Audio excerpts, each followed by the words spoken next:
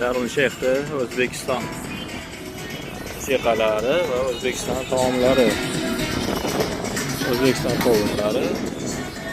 Biz hozir Sharm-el-Sheyxdamiz, B Hoteldamiz. Bu yerda o'zbek povurlari shu o'zbek ovqatlarini qilishadi. Mana O'zbekiston ovqatlari shashliklar tayyor bo'ladi. Kechqurungi ovqatlarga tayyor bo'ladi.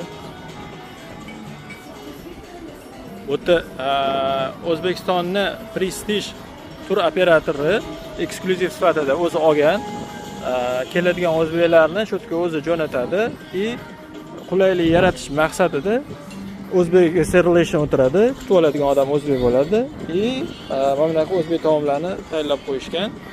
Bemalol maza qilib yeb ovqatlanish uchun. Shu holatda. Bu otel balandlikda joylashgan hisobiga mana bu yerda katta fasad limit ochiladi. Lekin cho'milish uchun, dengiz cho'milish uchun ancha pastga zinadan tushib borish kerak bo'ladi.